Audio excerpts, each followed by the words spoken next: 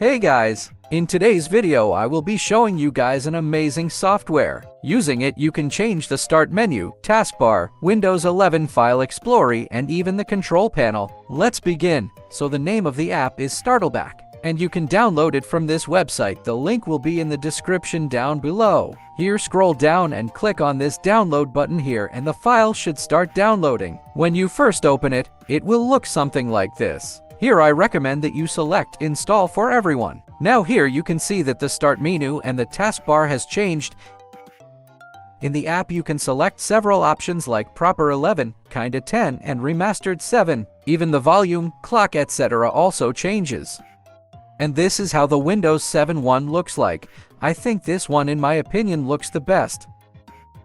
And in the next tab, you can change the start menu. By turning this off, you get the default Windows 11 start menu. And then in the next one, we can change the start button and change some behaviors like making it center or transparent, etc. In the next one, there is an option just to change the clock and volume menu. Maybe you like the Windows 11 start menu with the Windows 7 clock and volume menu. You can do that here. In the next one, we can change the File Explorer looks. This is how the Windows 7 one looks like. This is how it would look like you were to combine the Windows 11 and the Windows 7 File Explorer. And my favorite one has to be the Windows 10 one. It just looks really cool. You can see that the icons are new. If you want the old icons, you can change that here. I really like the one with the new icons. It just looks super good. You can even get the old Windows 10 context menu by click on this.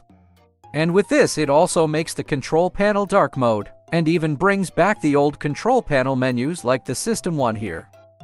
This feature was removed in Windows 10. There is a catch though, it's a paid software and the free version only lasts for 100 days. You could try it out and see if you like it or not. If you do, then you could buy the software. Well, that's it for this video. Leave a like and subscribe. See you in the next one. Bye!